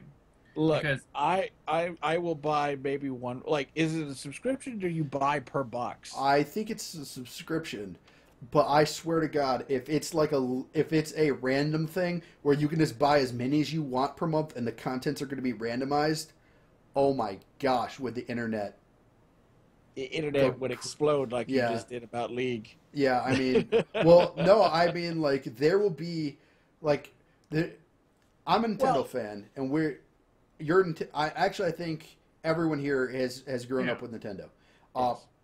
So what I'm saying is there are collectors out there. Cough, cough. If Evan could point his camera up. Yeah, I'm making you work. So you see all that? That's all Amiibo stuff. And, all Amiibo. Yeah. So when... not a lot of some people, though. Yeah. That's very tame for some people. Yeah. But... What? Well, no, it's fine. Oh yeah. So you got your Splatoon and little. It's a Little Joe or Little Mac. I always forget. Little Mac, man. Yeah, Little Mac. So yeah, I'm bad at that. I'm gonna punch you through this webcam. Forget my name, Little Mac. I don't know. I guess he's little. I guess he's like Rocky's like nephew or something. He's Little Mac. Yeah, whatever. Mike Tyson presents it better. So, but beat the crap out of Mike Tyson. You're not gonna bite my ear off. I'll bite his head off. That's kind of gross. I gotta see that like being the next special of like the ear bite, and then like little Mac bites like Pikachu's ear, and he goes flying off screen. That would make. See, now I want to go in Smash Bros and like pose that now, like trying to bite Pikachu's ear off. I feel like that would make a great thumbnail for an episode. Yeah, definitely. So, but the other, I think we already talked about PlayStation Plus getting votes on the next game, didn't we? We didn't mention that here, no. Oh, okay. No. It must have been before the podcast. But yeah, PlayStation Plus is now allowing you to vote on what game you can get for free. I'm excited about that because pretty much Rocket League was the first good thing that PS Plus has had. In a while. Yeah. Yep. For a very long time. Even on PlayStation 3 back in the day, and I've been a part of PS Plus for about 2 years now. The only things I still have downloaded are Pac-Man Championship Edition, which is a heck fun game for arcade people like me, and Devil May Cry 4, so I could sell my actual copy of Devil May Cry 4, because PS Plus is good for that. So you buy games only to sell them later when you get them for free on PS Plus. I still like hard copies of a lot of things. Yeah. So, Well, like if it's something that's hard to find or expensive, that's on sale on digital, I'll buy it. But when it comes to, like I wouldn't buy Call of Duty digital. I would buy box of COD, or of what is it? What is it a long while ago? The Metroid Prime Trilogy Collection. yeah. That came out on Wii U. That is very, very expensive to find, even used. It's hard to find when you do find it. It's still like $40-$50 used for the Wii. When back in like March, it was on sale for $10 on the eShop. Bought that right away. Yeah, me too. You know, it's like, yeah. But yeah. Well, I mean, that does it for news, I believe. I think we covered all of our topics. And great discussion. Sorry that Anna can't make it, and I really wanted to hear her input about Gangplank being dead, but instead we did that. I wouldn't call it discussion as much as giant explosion rant. Yeah. But that's neither here nor there. Yeah. Well, that's just what it is. So. No, you're fat, Uncle. You're fat. I don't even know you. I can tell because the way you type. I don't know. I'm just being dumb. Yeah. No, it's just one of the people that go into Twitch chats and say, "Oh, you're fat. You're fat. You're fat. Blah blah blah. You're fat." And I'm like, I'm not fat. I'm fluffy. Yeah. Right. My gosh. I'm gonna show you. I'm not fat. Look. Uh-oh. Good time to cut the stream, eh? Yeah, I know, right? I'm not fat. I'm fluffy. Oh yeah. See. Oh my goodness. Bear. Says the bear. Fear the bear. I don't know. See, and that's what I'm like. I don't care. Whatever. I'm losing weight, so like, call me fat. I don't mind. That's right, Evan the cookie eater. Evan the cookie eater. Oh Yeah. gosh. Cookie is good enough for me. There we go. Yeah, and that's the thing is, once you get this old, we like calling us fat. Hi, Furball. Hi. Oh, Furball's in. Furball's Yes, here. Devious Furball, our actual first not troll person. Yay. So, well, I'm Pizza now. This is exciting. I always wanted to be Pizza the Hut. Whenever I watch Spaceballs. Pizza the Hut. Oh, jeez. But anyways, let's get back to games. So I've been playing Rocket League a lot of Starship Rubicon, which no one probably has heard of, but it's a great game, and you guys should check it out. Evan's been auto-conning, if that's a word. Is that a verb? I've been conning. Yeah, Conning. you've been conning. I become a con man or whatever. Yeah, we don't know what we call ourselves. Me and Brad were discussing that over the weekend. It was like, oh yeah, we're con men or whatever. Actually, if we're looking for something to talk about, I have something I wanted a question I want to propose to you guys. Me and Ed came up with this topic while we were just walking around the con one day, Uh, in Legend of Zelda, when it comes to the fairies in a bottle, Yeah. like how? First of all, how does that work? And if you had a fairy in a bottle, and you died of old age, would it heal you? And what would it heal? And what would it heal? We've already sort of come up with our idea, but I want to hear your guys' opinion on it. Well, if I've already died of old age, I think you would just bring me back to a really energetic old person. Because Link doesn't get younger when he is an Ocarina of Time and he ingests the fairy or whatever. The fairy flies around him and heals him. He doesn't get younger again. So I guess just undead and not like the random undead. So Link is a zombie. Yep, pretty much. So Link is a zombie. Yep. What do you think, EB? I don't... See, that's the thing. Old age, what is it? Is it your heart that went out? Is it your lungs that went out? Is it your kidneys that are going out? Exactly. And you're hitting on the right topic. It's like, technically people don't die of old age. There's always a problem with you at some point. Something in you went bad. Or your whole life. Yeah. Yeah. So with the fairy, here's the expansion of the question. Okay, the fairy heals you. Dying of old age, quote unquote, seeing as something had to have gone wrong in your body, does the fairy bring you back to life with just a damaged whatever, or does it just bring you back to life and heal what was ever wrong with you so that you could keep on living? What is life? Yeah, what's life? So what is life? What I'm thinking is that it heals what's wrong with you. But when Link would die of any malady or any type of thing, whether it be like sucking you so much, or pretty much, yeah, I know, right? Or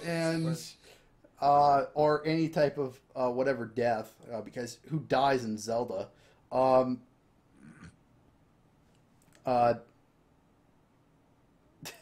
That's pretty much it'll auto cast, right?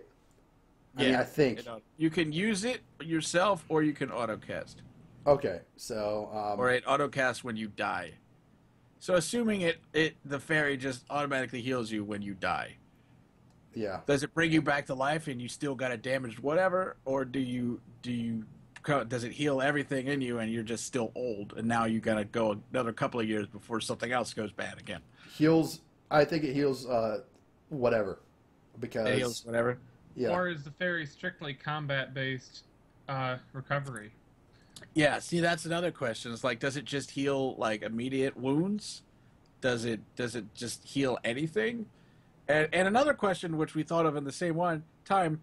First of all, we've sort of determined that the fairy itself does not sort of sacrifice itself for you. It just sort of heals you and just flies away or whatever. But second of all, how is Navi not outraged at the fact that you are keeping one of her brethren in a bottle forcibly? Yeah. Have you ever thought about that? Like, why can't Navi do that to you? Why can't Navi heal you when you're done? She follows you around everywhere. Like, why can't she do that? And if for some reason she can't do that, why is she not just livid at you for keeping multiple fairies in a bottle? It's like, why are you keeping them captive? Like, why? Like, I don't know. If I saw my species in a cage and walking around on some guy's belt, I might be pretty pissed off. But no, it doesn't happen.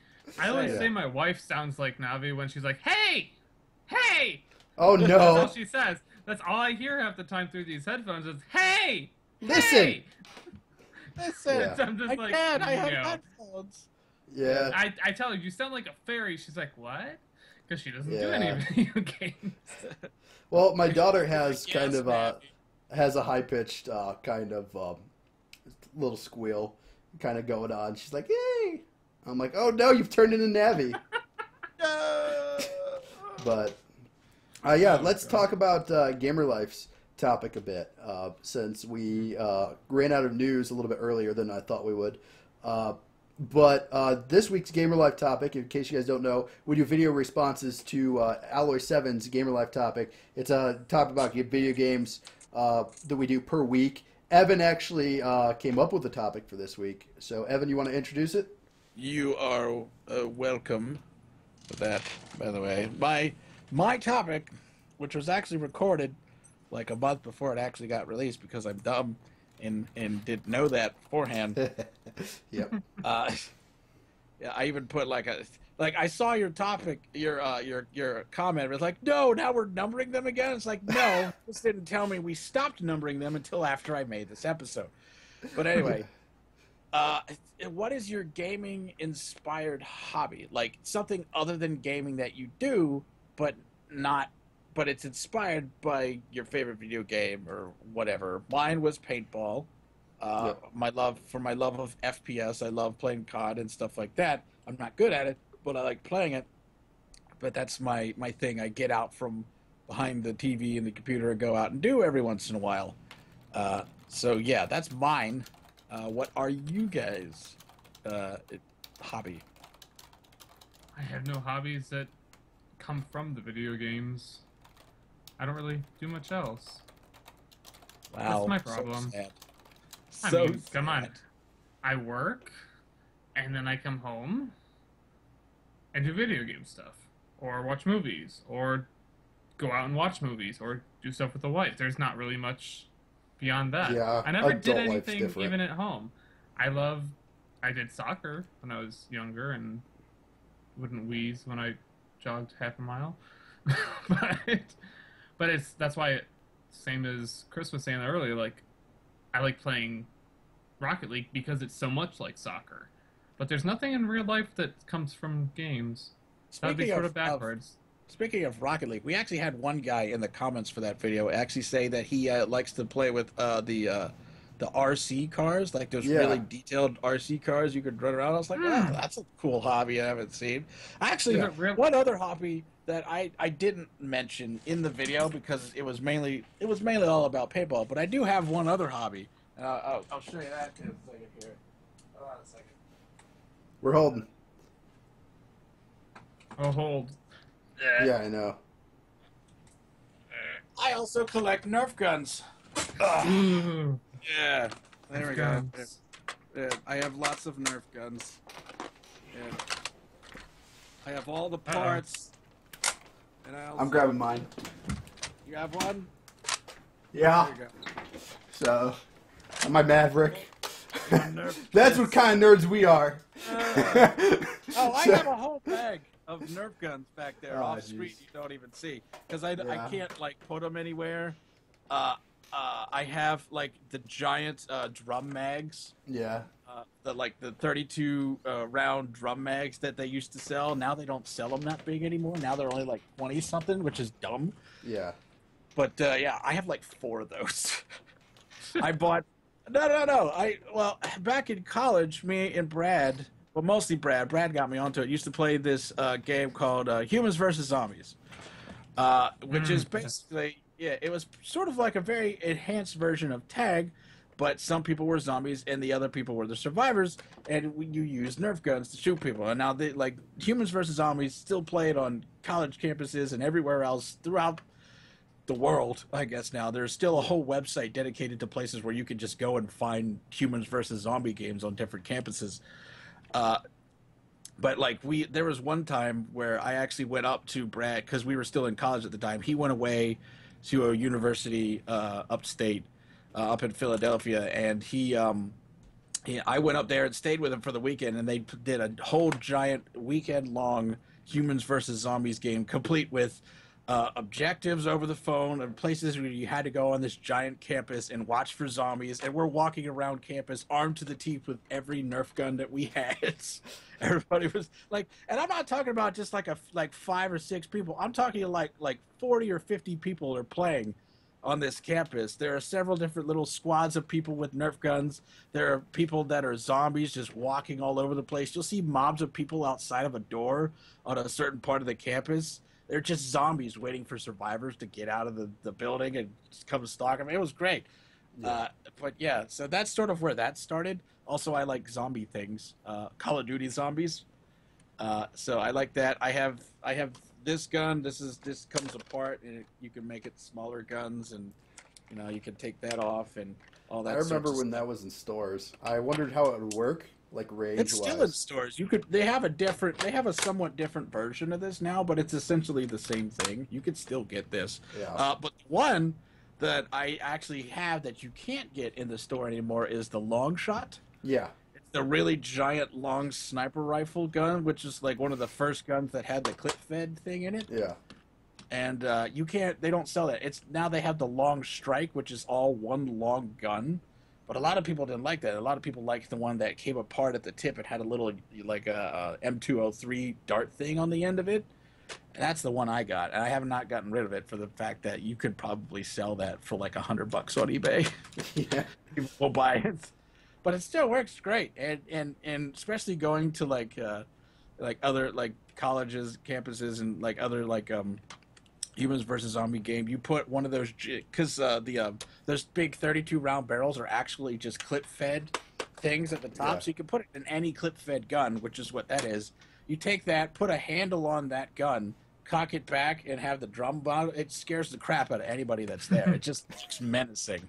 Yeah. But yeah, I might make a separate video on that just to like show off some of my guns. I have like one. I have that Maverick. Yeah. But mine's modified. Yeah. I took the air restrictors out of it, and I also took the thing in the back so that the barrel thing comes all the way out, and I could spin it when I put the barrel in, just because I felt like it was cool. I took the air restrictors out, but I didn't mod anything else, so. Mainly because it was my defense against roommates who were terrorizing me in college. Oh, dude, I was real big into Nerf guns back then. Me, not so much now, although I will say, they have a Nerf gun now that I want to buy, but it's like $70 to buy. But it is a fully automatic. It is a fully automatic gun, not like a flywheel system. Fully automatic gun that literally has barrels on the front that go back and forth when you shoot it. And it's like a machine gun. Boom, boom, boom, boom, boom, boom, boom. I was like, what? That looks nuts. Freaking sweet. Yeah. But yeah. Oh, jeez. For me, I guess it would be. I don't know. Like, I collect more things on my anime side. Like, I have more anime type of collections. Like, I have Going Sunny from One Piece, a little model of that. Things like that. I have a bunch of ton of Legos. We just want to say happy birthday, Vinny Quinn. Hey! Yeah, happy birthday to you. Hey, You were birthed sometime before this. You in the face. That's right. There we go. I probably broke my camera. We can only be You so still lucky. see me? Yes. Your There you internet go. hasn't junked out on us yet. That is your obligatory birthday shot in the face. Yeah. How old are you? I'll keep going. No. But yeah. I mean, we've already covered news. We talked a little bit about you haven't had time to play anything this week. Not so much. Yeah. I mean, there is the news about Final Fantasy VII's combat system being reworked, but they really just said, oh, it's being reworked, and there's nothing really to comment on other than it's going to make a bunch of people, including me, really angry. See, So. The thing about the Final Fantasy VII remake is that I am totally like, look, a lot of people are just like, yeah, but it's going to be updated and stuff like that. I don't really have a problem with them changing sort of like the combat system in it. They like a lot of people are saying like they're going to modify the story just a little bit and maybe change it. I don't really have so much of a problem with it as long as they don't change the actual like overall story of what actually happened, because I think there would be a major disconnect between how they explained the story back in the day and how they can explain it now, because a lot of people don't really realize that a lot of the games back in the day, they don't translate well into today, and a lot of people are very tired of the old way of doing things because Final Fantasy VII was a standard turn-based RPG, and a lot of people, including myself, don't really do turn-based anymore. It's very boring to me. Yeah. I mean, if they're going to rework the battle system, I want them to do the battle system the same way they did in 13.2. Or, no, I'm sorry, Lightning Returns. I never actually played a lot of Lightning Returns, but I did love the combat system in that one. It's still sort of turn-based. It's still strategy, but you can also... It's fast-paced enough that it keeps you interested all the time and keeps you thinking about stuff rather than just flipping through menus, pick this move, go, you know... That's just me. I don't know why people having a big hullabaloo. Did you play Crisis Core at all? No. Did you have a PSP? No. Okay. No, I did not. So what I'm thinking is what we should actually make Final Fantasy VII again is Crisis Core. Use that combat system. It's an active combat system. From what I understand, they did something very similar in that newest Final Fantasy that's like PS exclusive. It's something 0 or what, something. the World of Final Fantasy? No, not World of Final Fantasy. It came out. It was like a shadow Final Fantasy game that I didn't even know about it till Don't Lose the Fear was like, yeah, it's an okay game. Like, it's not a true Final Fantasy game. I don't... okay. I have not heard of that one. Yeah, I'll try and find out on Don't Lose the Fear's channel. Okay. Well, I can't. Probably not, because Don't Lose the Fear, that was like 3 months ago. And if you have subscribed to him at all, he puts out so many different videos. But I doubt I'll be able to find it. But I can try. Or I can just look at Final Fantasy game. Final Fantasy PS4 sucks. There we go. That'll probably get me. Yep, type 0. That's what it is. First search. So that's so much easier. Yep, that's pretty much what it's going to be. Is Type 0 has an active combat system with. I think they're going to do an active combat system and open world it. So I'm hoping that's what it is. My hope of hope is where you just kind of get the open world, and instead of active battle, it's actually active battle. So, do we play airsoft? Not necessarily, but we do play paintball. Yeah, I play paintball at least. I play airsoft and paintball, or used to. Now I got no one to play with. But that's what happens when you move away from all your friends. So, yeah. And you're a gamer who does YouTube all day. That sounds like that's your fault. Yeah, yeah. That's my your fault. That's your fault. Nobody told you I haven't moved. Yeah, well... yeah. I've lived in the same friggin' house for the past 25 years. What have you been doing? Come on. Going and trying to find work, but that hasn't really worked out so well. Yes, so that's why we're on YouTube. Doing this podcast. Hello. Hey, yeah. So, but, yeah, I think that... well, okay. Let me just talk a little bit about indie games. Let's just go there, and that'll be our last topic because we want to end up. We want to end the cast in 15 minutes or so. And let me just talk a little bit about this.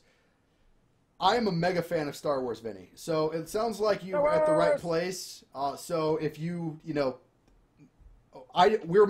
are more YouTube than we are Twitch. We just do the podcast. Oh, I just do the podcast on Twitch.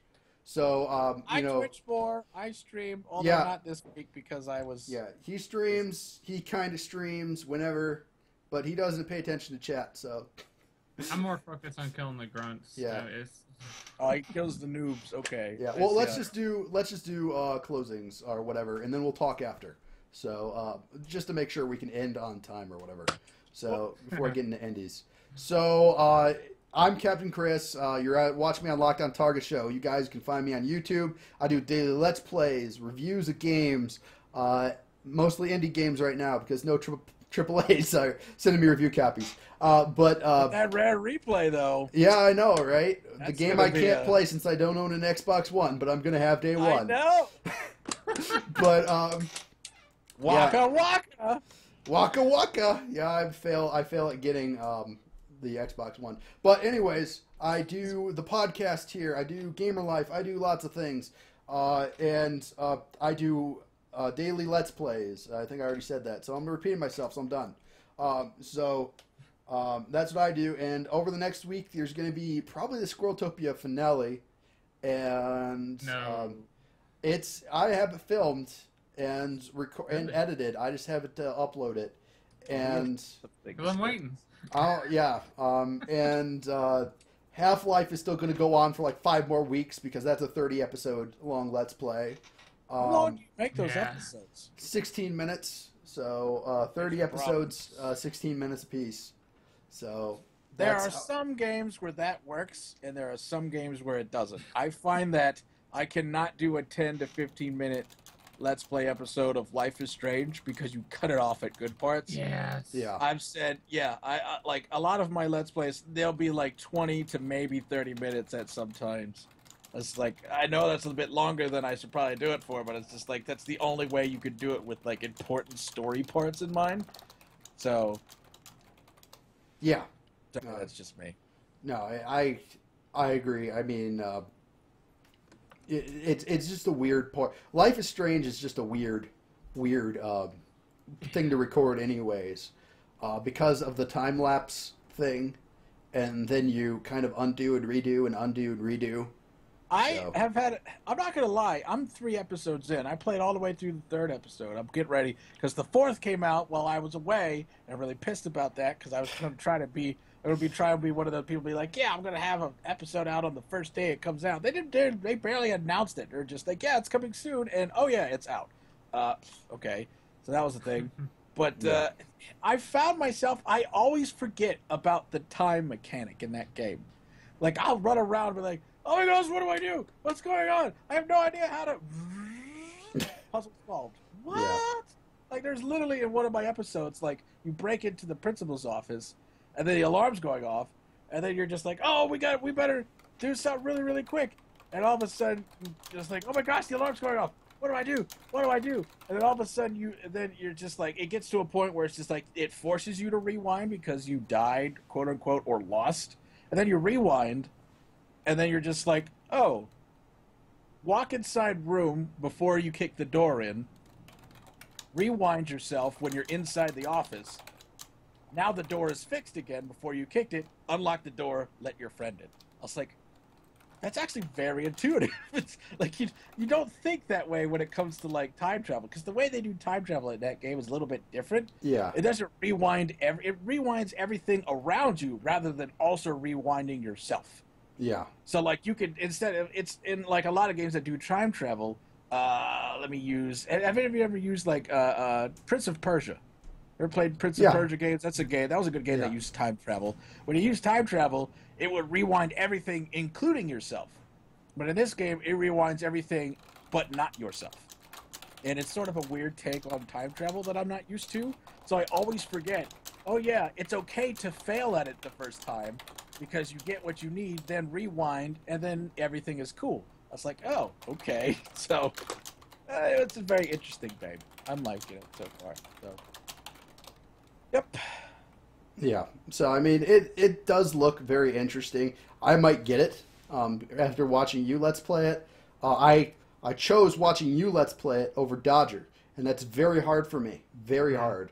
But Dodger's bad at puzzle games. Like, it's just how it goes. Well, see, there are some quote puzzles in the game. Yeah. But they're, like I said, they're to the point where they're sort of easy to figure out what to do for sometimes, but the way that you have to do certain things depends on what you've done before. Yeah. And a lot of it is conversation stuff. There's a lot of conversations that sparked up in this past episode, in episode 3.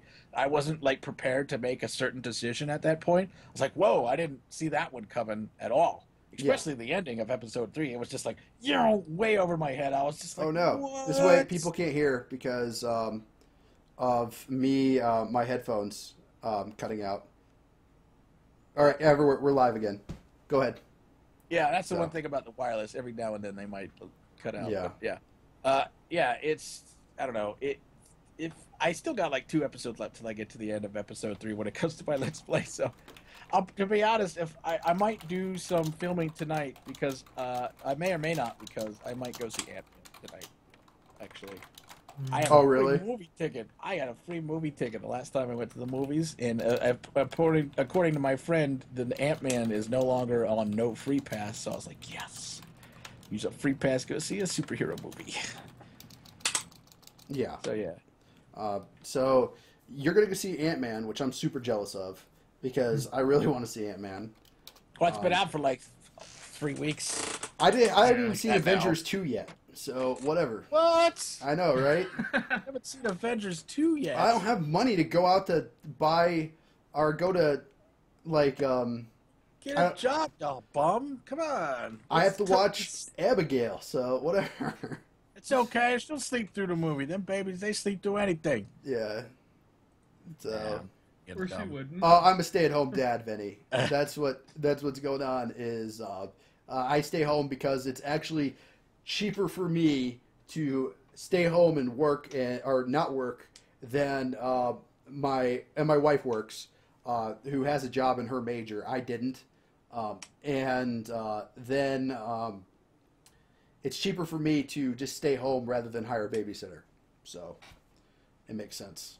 Just very sad nowadays. Yeah, I feel. But it is what it is. But right now we're just kind of in hard times. So thus things like going out to the movie and spending like $30, that's not going to happen. So, yeah, that's kind of where we're at. But I will see Avengers 2 when it hits Netflix or Amazon Prime. So, whenever that happens. Yeah. So, or for Christmas. Eventually. Someone will get it for me. Because, yeah. Oh, I'm sure it'll be out on DVD soon. Yeah. My father-in-law always gifts me DVDs. Like, I'll ask for video games. I'll be like, here is the exact video game with the exact, system that I want it for. And he's like, nope, here's a random movie that you'll probably like, that everyone else likes. And here you go. That's Christmas. I'm like, Don't give me everything I want. There has to be some surprise. Gosh. Yeah, I know, right? All right. Well, we were plugging stuff, so we went on a tangent. Yeah. So sorry. yeah. Hi. You're gonna see lots of Life is Strange on Evans this week. When I get them freaking made, yeah. Like I said, I'm on my way out of episode 3. I'm definitely going to be playing episode 4. I got Otakon vlogs you should hopefully see sometime next week. I also have an interview with a publisher that I got when I was at Otakon, a game publisher, about a game called Albino Lullaby, which is a psychological horror game that does not have any jump scares or blood in it. So that's sort of around my... Yeah, they specifically put that in their trailer. Apparently the demo is up right now on Steam. If you look up Albino Lullaby, you should be able to see it. They told me it was on there. But yeah, so I'll be doing that and probably rare replay stuff within the next week or two when I get that. And that's it. That's me. Having a picture pusher on YouTube. Look for the big red and white X and this amazing looking not fat pizza face. There. Oh, Mercat was my favorite. But can I go on a rant real quick? Not like a big rant, but I forgot to talk about Victor Vlad, and that game's awesome. By the way, if you are a fan of Diablo and kind of action RPGs, look at Victor Vlad. And I'm gonna get the review of that up hopefully this week. Victor if I get Vran. I always say Vlad because he's like he looks like a vampire to me. So I'm like Vladimir. Not Vladimir Putin, but that just sounds like a good vampire name to me. So, Vran. It's Vran. I have been corrected. You are correct. Indeed. So. Yeah, Vinny, we all have YouTubes. I'm at Lockdown Target Show. And Evan the Pixel Pusher is his channel. And Eternal Fragment is EV's. So... Yep, that's me. Yep. So not on any content yet. Post them in chat. Yep. Well, I allow URLs from you guys, so I have that enabled. So. So we can. Okay. Never Yeah, mind. for you. Wait. For you and Mm-hmm. and John. So not for generals, but for people that I have you whitelisted. So. Yeah. I feel special. Yay for whitelisting. Yeah, that's pretty much what we do. I'm really looking forward to doing that. I have like 20 minutes of games to get up this week because of review keys and people throwing keys at me. Anyways, John, do you want to introduce people to your stuff and tell them what you're going to be playing? I'm Eternal Fragment, previously known as many different things, nicknamed as EB. So if you hear them call me EB or John, those are the names that I go by. Thinking about getting into YouTube, but in general, I just like playing with people and hanging out. So you'll probably see me with these guys if they're playing anything that can be played multiplayer. Most likely Rare Replay. Or Rocket League. Rocket League is addicting, but I do have the Xbox One. Going to be getting what I can when I can with the money that I have. Xbox One is great. I'll be trying to stream some of that and probably go through my Steam library playing a Steam Roulette design because my Steam library has way too many games that I haven't played. Yeah. And it's scary. So what he's I'm just going to basically pick a random game and play it for 20 minutes, see how good it is, give it a short review, and maybe play a little bit longer if it's any good. So hopefully I'll be getting that stuff going up here soon once I get some stuff sorted out. But that's me. Yeah. So, hey, thanks again for checking out the podcast this week. And I just wanted to say, if you guys want to subscribe, follow me on Twitter at LockedOnChris. I will tweet when the next podcast will be. We happen every other week. EB is currently standing in for Ayla Endura, and Anna, our other player, was pretty much had internet troubles today, so she couldn't join us. But, thank you for tuning in, and we'll see you guys in 2 weeks. Better come back. I'm going to shoot you in the face again. Stay on target. Bye.